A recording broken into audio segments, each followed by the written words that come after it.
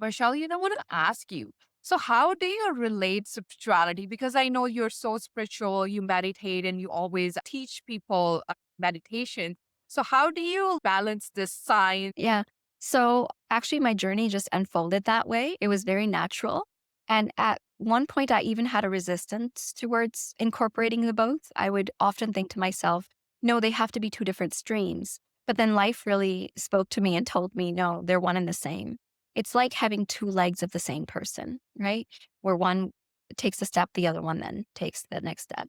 That's science and spirituality for me, right? Investigation of the world around you, observation of what's visible, science.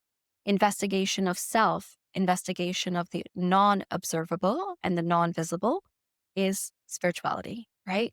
Connection to self versus connection to life. That's how I see it. Observation of self versus observation of life. And I think they both go hand in hand because you are here as essentially energy, consciousness, soul, spirit, whatever you want to call it. You're having a human experience. So if now you ignore this human experience, which is the observable realm, this reality, it's not going to be a complete experience. And if you ignore your spiritual self, that's not going to be a complete experience. So both the human and the spirit, they need each other and they're equally important. Often we think one is more important than the other. And sometimes we may even think that our consciousness, our spirit is more important.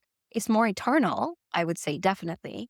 But for the human experience, the human is equally important. Because if you don't have the human to live through, then the soul can't experience itself the way that it is, right? So it's a very important part to understand that. And I think in my practice, I look at the whole human journey, I look at the whole human experience, and I look at our mind, our body, our emotions, our spirit, all as one experience coming together. Because if you don't have all these parts balanced, if you don't have them cohesively working together, then you're not going to experience a very balanced journey here. And I think that's sometimes missed in some conventional talk therapies. I like talk therapy. I like talking to myself and connecting to people, but talk therapy can help us validate, can help us release things. But I think if we're looking at really living to the fullest of our experience, we have to bring this deeper part into the journey. So, how I incorporate meditations would be I always look at the thought patterns, but I might do a CBT approach looking at thought patterns, but I will actually help you look at your energy system. So we will look at, okay, where is this thought exactly coming from? And what is it exactly? Energy is very loud, it's not silent. So when we go in deeper, you and I, if we're working together, we can pick up both. We can pick up these patterns of thoughts. They show up in your energy system. And then I might give you feedback as to, hey, this is what's sitting there. And you might receive some things too. And with that insight, we go in and we apply more of that CBT approach rather than just the conventional CBT, where we now look at, okay, asking you a question of, hey, what kind of thought patterns do you think you have? You may or may not know them, right? And most of the ones, they're hidden. So, how do you find those hidden ones? And I think that's where spirituality kicks in. The meditations, we can dive in deeper. We can have that connection. We can bring that part of ourselves to help us create our journey here. And incorporating that into my therapy is also done in this way, where that connection guides the experience of these other therapeutic practices. So, that is how you're different than a typical therapist. Like, how does your session work, Vaishali? Yeah, for sure. Yeah. So my sessions usually we go session to session based on your journey and experience. On one session, we may work on your trauma, your experiences of childhood. On another session, maybe the anxiety is upcoming in your surface right now, and you really want to apply for that job, and you may really want to take the next steps. So it depends on what's coming up for you from session to session. I like to have an overall goal, a long-term goal, and then these short-term goals that help to support that long-term journey, right? So they will vary. I don't stick to a very cookie cutter approach. I like to vary it according to what you need. And so you might come in one session and I'll say, okay, so what are we working on today? And what's happening for you since last time? And then accordingly, I'll give you some options. Either we can do this and this, what feels right. And often clients will say, you know what, this session, this feels right. This last session, this felt right. I also see a lot of therapists that I counsel, a lot of professionals. So they have a lot of skills themselves in terms of cognitive skills, but they're sometimes needing more support in terms of how to actually connect to themselves or engage in a way where they're engaging in the world and bringing that part into the world in a different way. So it depends on who the individual is, what type of support they need. But I often like to leave some room for people to tell me and collaborate with me, give me some feedback as to what would work the best. I often, every session, will say, okay, I'm going to give you some practical homework. So, homework that's very applicable. That may look like I want you to go and try to think about the thoughts that came up and see how they fit. That might also be things like I want you to go and see what is the identity of yourself? How would you identify with yourself? It's very practical things. It's not like I want you to do journaling only or very stern things. But yeah, I assign homework. And I might also say in session, let's connect. Let's do a bit of mindfulness so that you feel more present, more here, more at peace. And then I might assign a practice for them to do as well. That's very individualistic. But yeah, that's how it goes. Yeah. And Vaishali, what would you say to people who come for a quick fix? They are there for one session and they have everything fixed. Yeah. Yeah. We like quick fixes. We're in a society where everything is just moving so fast, right? We have escalators and not stairs now, right? And we even have elevators now, right? So we like to take the elevator when we can, which I understand. Actually, yesterday I had a session and my client, she has been to a lot of therapists before. She has been to therapy before. And she shared with me, actually, your sessions move quite fast. Yeah. And I love that, but also I'm doing that for her for a reason because she's on a journey. And there's sometimes I see that there's timeline that a person is really wanting to jump into and they're really wanting to connect to a version of themselves. And so if the environment is supportive, then yeah, let's go for it, right? Let's work towards that as fully as we can, I would say. Not as fast as we can, as fully as we can. But the quick fixes, here's the problem with them. Here's the problematic thing. The problem didn't take one moment to happen. The problem occurred over time, right? And the problem is also teaching you things, right? So when you're ready to learn from the problem, that's when it will be resolved. And that learning usually takes time. Okay. So it's not a matter of if I want it or you want it, but while we go on this process, it's a process of learning, growth, evolution, and healing, right? And we call it a process because it does take time to evolve. So one moment you might learn, oh, I really have this pattern that I disconnect from people. The next moment, okay, you might learn, I know how to connect to some people, but I really don't know how to connect to intimate partner relationships, especially male authority figures have been a problem in my life, right? So it's a journey. So piece by piece, fitting together a puzzle. So if I asked you, put together the puzzle all at once, usually not possible, right? Yeah. So we have to keep that in mind as we go on this journey. And the willingness to do that is important. So I'm not saying that healing can't happen quickly, right? It can. Sometimes all you need is a shift or a realization, but often that initial realization will create deeper healing. And so to have your mind open is important.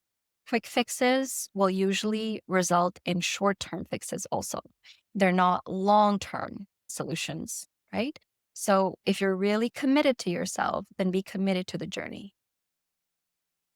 Right. And Vaishali, in the beginning, we were talking about, like you said, not having a good relationship with others, right? That come up a lot in the South Asian communities. So how do we change our relationship with ourselves and make a better relationship with ourselves? Yes. Yeah. So good question. Our relationship with ourselves, again, forged over time. My relationship and my understanding of myself really developed, I would say, in the last 6 or 7 years. It's really taken a different kind of phase and different turn. I have really started to appreciate my human journey and experience now. Whereas before, I was trying to connect, right? I would say 10 years back, I was still in that I need to connect. But now, after that, it became more of I am that, right? You're not incomplete. That's the important thing to understand. Our relationships can improve. We can improve when we understand that we are a complete experience already. We're not trying to fill ourselves up and complete ourselves with another experience, with another relationship. What we're trying to do is just have an experience. So, like coming here today with you, it was an experience and it's a beautiful experience, right? And I feel complete already, which is why I can be more present here, right? But creating this is such a joy. It fills me, right? So that's how we should look at our relationships as well. We don't need half and half to come together to make a whole. We're already complete and we're whole individuals. And I think the goal should be, do I feel like a whole individual? And if I don't, let's go on a journey to do that. What does that whole individual feel like? What does my human need? Right? If we ask ourselves that question, we can have a better relationship with ourselves. What does my human need? Right? What is my human? Get curious about yourself. Get curious about yourself to the point where you love yourself. You fall in love with who you are. Because I guarantee if you fall in love with yourself, you will fall in love with life. You will fall in love with every aspect of it, and life will receive you. Okay? So, the part of it is that's really important is how you see yourself.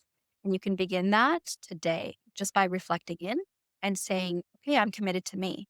I'm going to develop this relationship by getting curious about myself and asking, what do I need? What do I like? What do I dislike? Who am I? Who am I? What is this experience I'm having? So I think what else also comes to mind is an unconventional answer. When I was very young, I used to watch this series. Okay. Not very much of it, but just I watched some episodes. It was called He Man. Okay. I don't know if you've heard of it. You've heard of it. Okay. Yes. So the He Man series, right? And there's a phrase that he uses, and it says, I am the power. I am the power, said in that way, right? And recently, there's a movie that came out, and it's called Masters of the Universe, right? And I watched it. It was very nostalgic for me. I loved it. But that messaging in that movie is wonderful. So there's a sword that he has, right? And the sword is actually considered the vessel. And what he realizes essentially is that he is the vessel of that power. And the power, because the phrase is, I am the power, right? You are the power that drives your life. And I think the messaging of that is really important. So when that happened to me, actually, I should tell you background. I was sitting in meditation one time and it, it just so happened that I connected with my higher self and I was guided to that phrase, that memory of that. And I felt a surge of power within me. And it took me back to that experience. So I think it was direct communication knowledge, actually, that you're the director of your life. And you have to make yourself the main character in the storybook of your life. Right. So I think that would be something that we can all do to actually develop a better relationship with ourselves. To start there, I think is important. Am I the main character in my life? Do I believe that I have the power? Am I curious about myself? And can I get curious if I'm not? Yeah.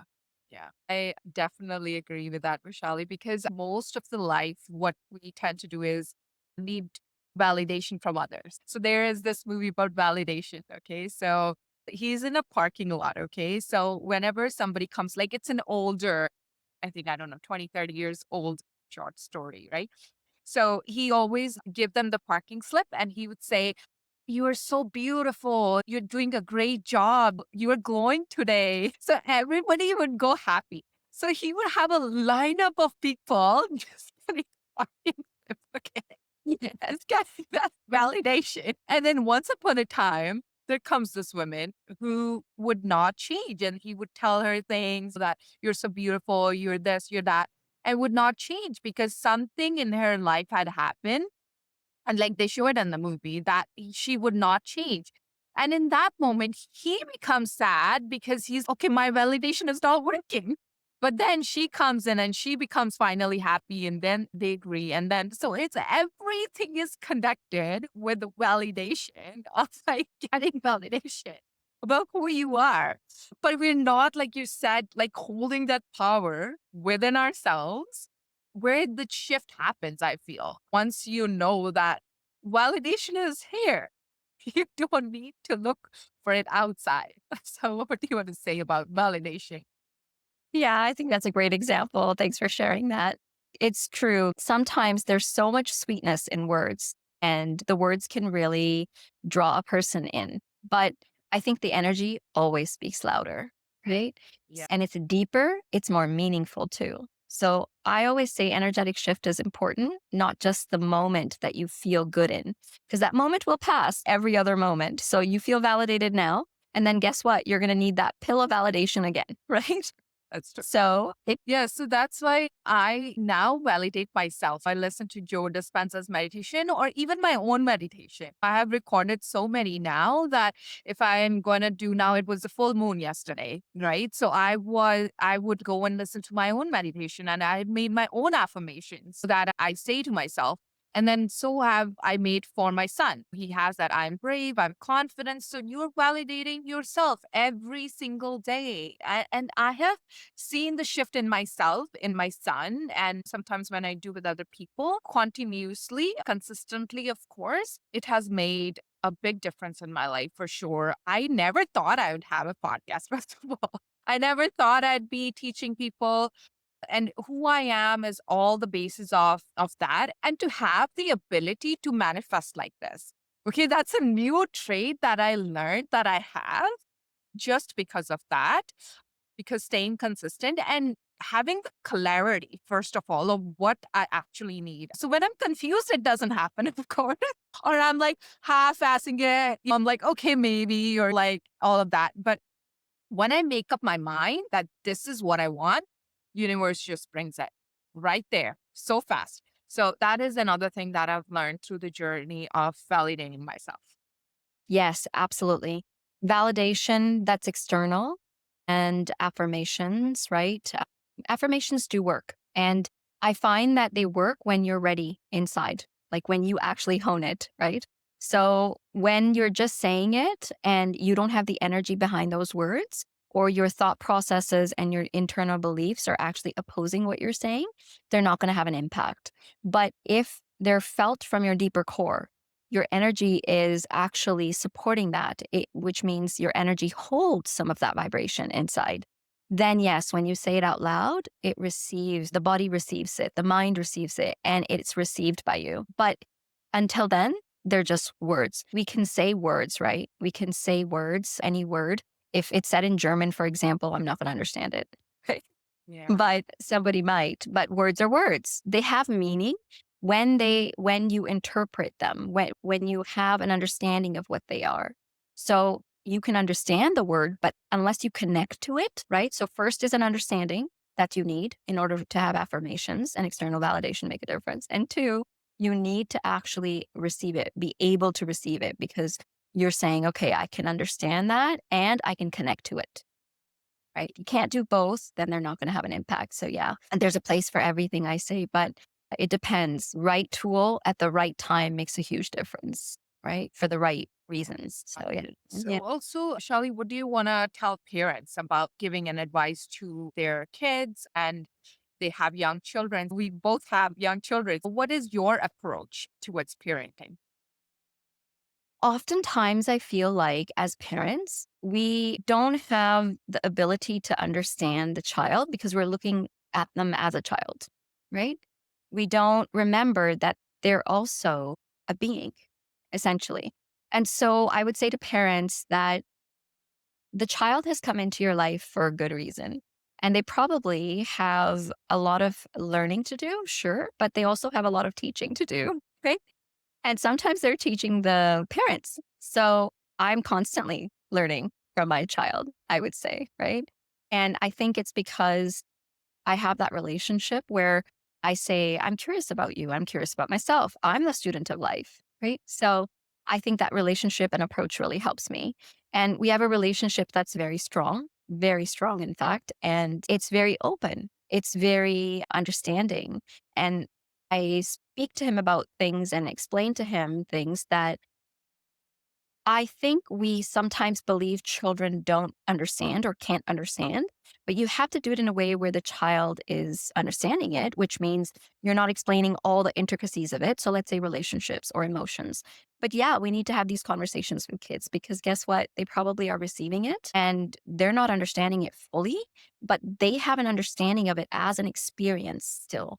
And they can probably tell you a lot too about it. So I use that approach a lot. And I think parents in general, if we remember that individual is there for a reason and that they have value in our lives and we can learn from them just as much as they can learn from us, we can actually have a better relationship with our children. Yeah, so do I. I do not always talk to him as a child. I always have treated him like, okay, he's understanding what I'm saying. And he does. Yesterday, he was watching the theory of relativity. Okay, the past, present, future existing at the same time. I'm like, Ravier, that would be amazing. He's like, yeah, that is amazing. Right. So they're learning very fast. We're thinking if their child, no, that was a concept of we're learning now, like the quantum theory and all of that, right? But he's Mhm. already understanding all of that. He has an understanding. He loves space and he loves universe. That's how I see it too, is learning and giving him more and more exposure of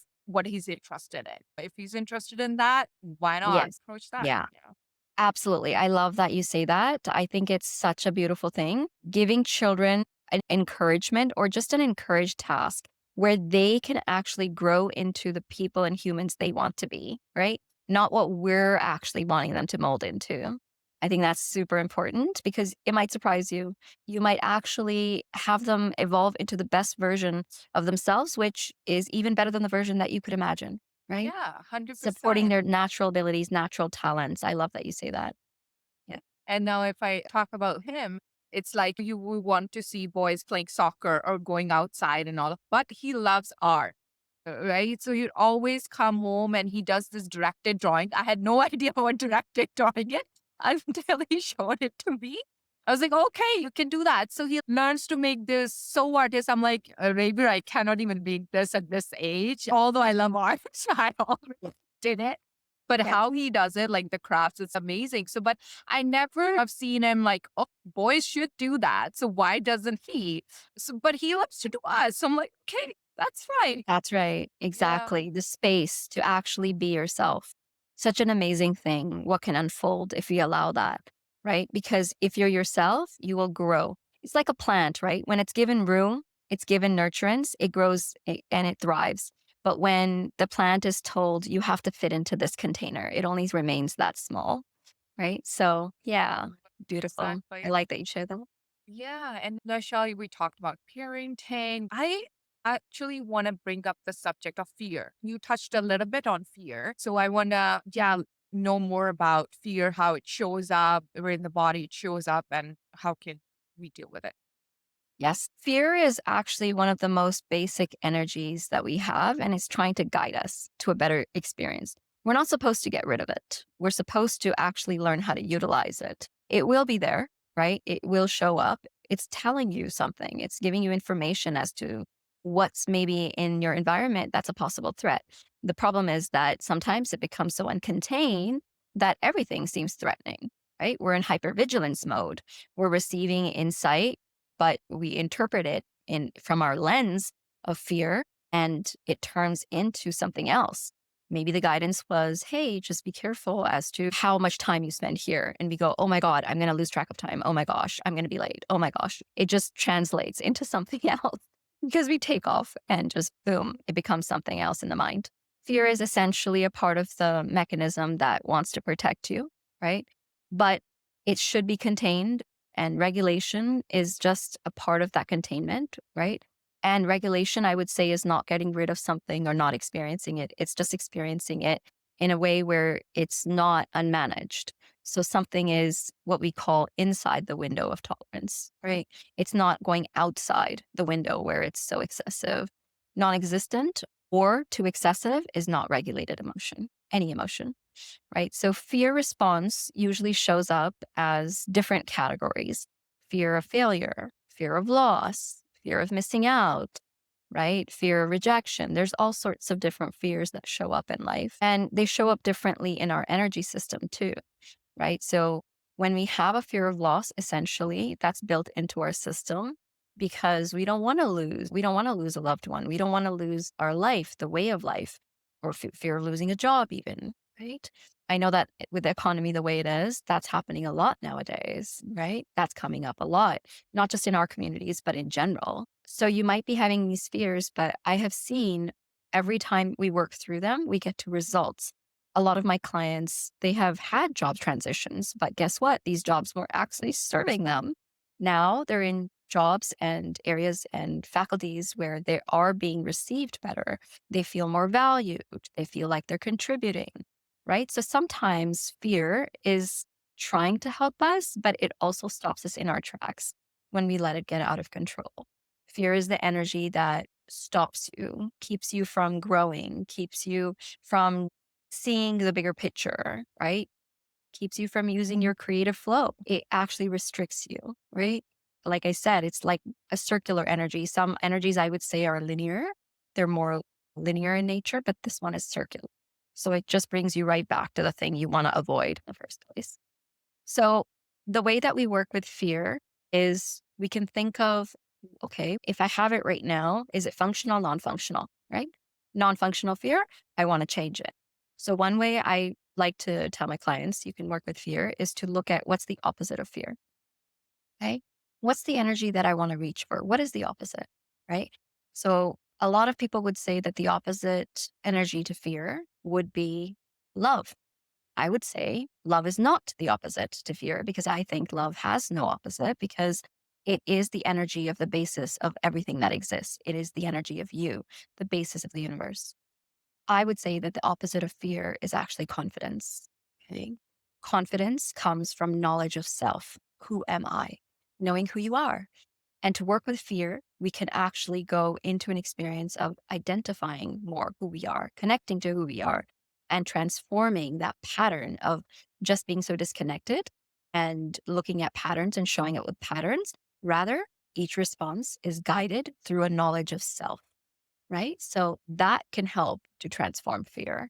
There's other several ways that we can work with fear. This is one of them. We can also work with the categories of results of fear, meaning the ones I mentioned, fight, flight, or freeze. These are some responses to fear. So you could actually target the behaviors that result from this and work backwards and start to change those.